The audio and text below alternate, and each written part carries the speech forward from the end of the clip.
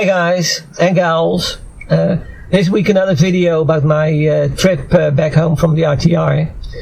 I visited two Spanish missions. The first one was San Xavier del Bac, if I pronounce it correctly, in Tucson, Arizona, which was very impressive. And the other one was in San Elizario in El Paso, so that's at the very western end of Texas. Less impressive, but quite an interesting area to go to. Both are still active churches, so that's nice because everything is the way it should be. The second one in El Paso that was done on a Sunday morning, so I don't have any pictures of the inside, but I'll do that in a future video. Just let me know what you think about it. Enjoy!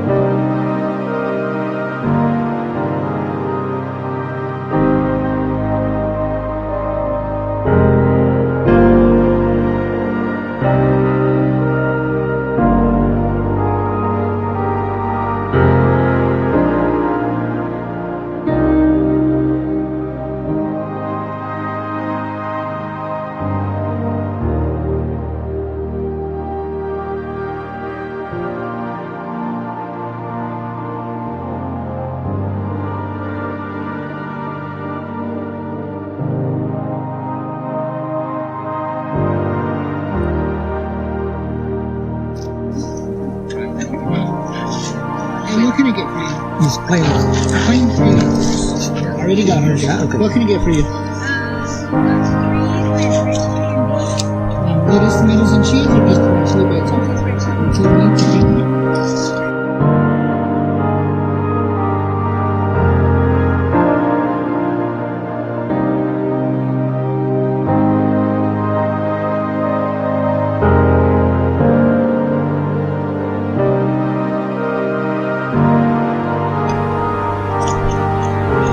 He's plain, yeah. Thank you. You have a good day. Thank you, you too.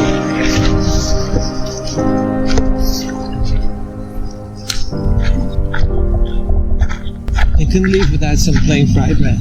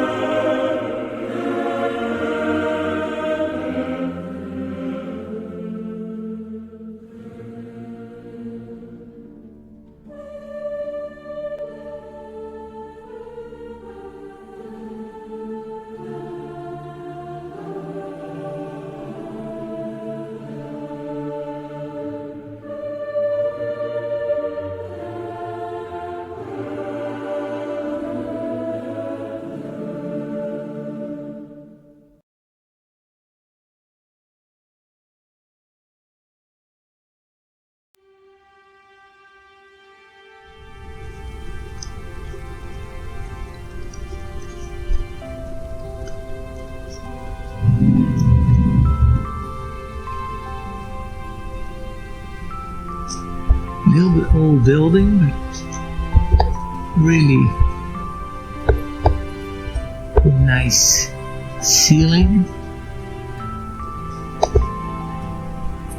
And you got the church in the background.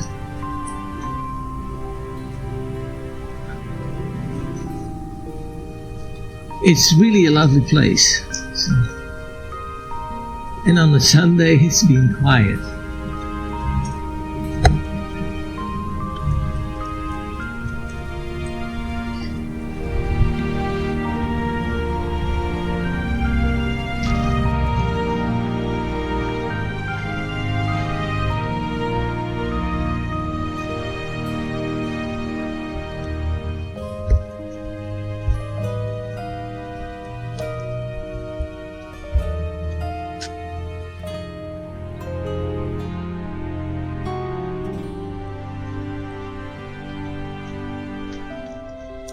Somebody's living here. Let's see how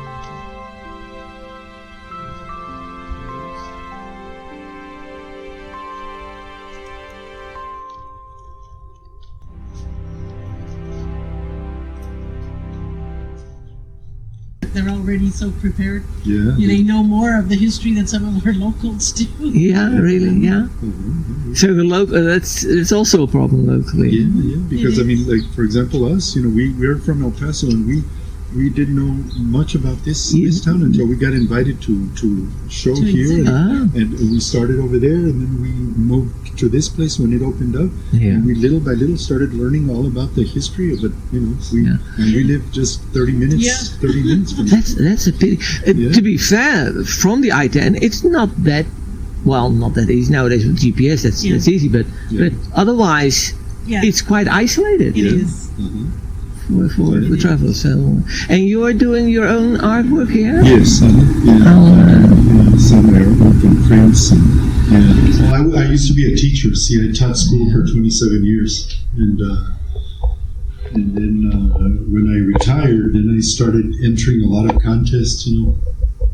There locally in El Paso, and I started winning a lot of contests. So then, we got invited by the Escamillas, who have been here for about 9 years. They've been here about 9 years, and we got invited by them to come out here since they thought it would be beneficial for the area and for their business also, for more people to come out to see my work and his. And so then this space opened up, and we decided to rent it, and we've been here for 2.5 years. Nice way to get into it in the whole. And did you all these works, because they're somewhat different, very different in style. In style, because I like to, when I retired, I started experimenting with all kinds of different styles, and I'm still, moving into different, adopting different styles and learning as much as I can. To me, it's like a learning experience, to try to be able to handle everything, the media, acrylic and oil, and that's my way of learning, is by trying different styles. But you've had some history, but was that more as a self-taught at home? Yeah, mostly self-taught at home, and I studied at the university too. When I was studying to become a teacher, but it's mostly self-taught. And I like to do portraits and landscapes both. And of course, I started out, as a child drawing in pencil, and I've always liked it, and charcoal. And this one's acrylic, and these two are oil. So I like all media and all subjects. And this guy, I met him in downtown El Paso. I took my family just to take pictures there in downtown, and he approached me and asked me for some change. And I told him, hey, if you'll pose for me, I'll give you a few dollars. So he posed for me, and then I did a painting, which was purchased by the museum there in El Paso. And then I did the pencil drawing with the same guy. And then this girl here, we sold the original. It's a charcoal drawing, and she was at an art show called Art in the Park there in El Paso. and she was in the booth next to us. I was with my wife, and I looked over, and I saw this interesting girl with, her hair up in a bun, and she had paint on her jeans, and then she had just come from the hospital because she had a hospital tag and a wound right here where I guess they drew blood, and a Band-Aid. Yeah, she had a Band-Aid there. And so I took her picture, and then I did the charcoal drawing, and I invented the background, and then it was published in this book. I sent it to a competition, and then when it got back, I entered it in that competition, and it was selected to be in the book, and it was published. You've done most of these works in the last 2.5 years? Yeah, most of them in the last 2.5 years. Yeah. I would say, isn't that prolific? Because yeah, that's pretty prolific. I think the oldest one, gosh, I can't think of. Probably one of the oldest is this one here, and that's maybe 4 years old. But most of these have been done in the past 2.5, 3 years, maybe 3. While being a teacher, I started a lot of paintings that I didn't finish. So I had stacks and stacks of paintings on paper and canvas that I started with a lot of enthusiasm, and then on the weekend, and then Monday comes and back to work. So I would put it aside, and then the next weekend I would start. I got excited about this, and let's do this and this. And then Monday, go back to work. So put that aside. So I have stacks and stacks of paintings in different styles, different inspiration that I didn't finish. And so a lot of times I'll just take them out and finish them. Just a question, because that's something I forgot. You mentioned you were a teacher. But what kind of a teacher were you? Art. Yeah, you were in art. Okay, so the study was about art too. Then it makes sense, because I thought you had a different. You came back to art or something. Art teacher. Oh, okay, fine. Yeah, and even though as a teacher you can't really spend a lot of time on your artwork, I thought, it's going to be great. I'm gonna teach school. I'm gonna teach the kids, and I'm gonna come home and I'm gonna paint. And but that's not the way. It exhausts you. It's very exhausting teaching children, and so I didn't really progress as much. So as soon as I was eligible to retire, I said, that's it. He told me, you don't want to stay 3 more years, 4 more years? No. Now I'm eligible. I'll see you later. And I thought, if I'm going to do anything with my art, Yeah, those were 2 very nice people to talk with.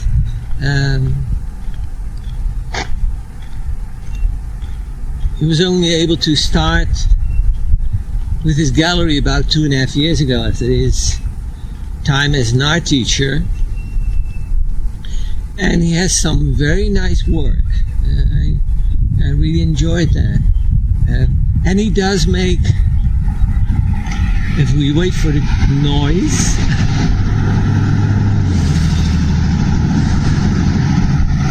it's getting busy here. And he's also able to make some portraits in multiple types of media. And you only have to be here, so he'll take probably a couple of photographs, and then he works off of the photographs to make the picture that you agree on. And if you want to visit them, they would appreciate that very much. And I will leave some directions in the description of the video.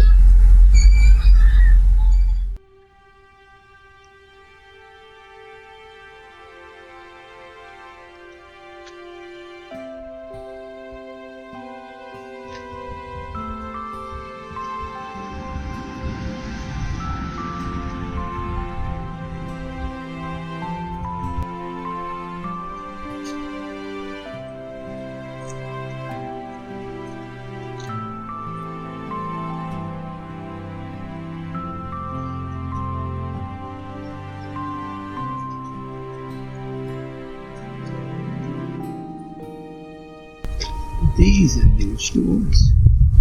They would have been even taller originally, I think.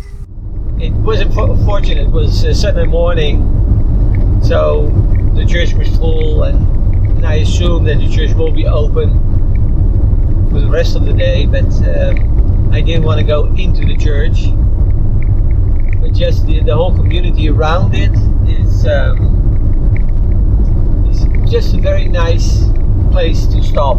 It's not a full day stop or so. You can spend an hour, a couple of hours, or depending on how much time you want to spend.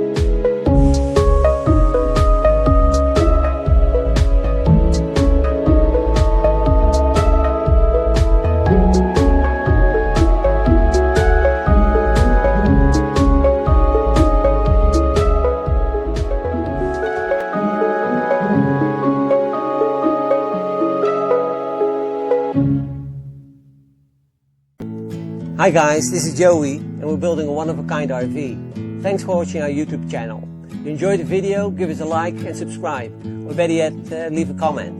Thanks guys. You've done a good job.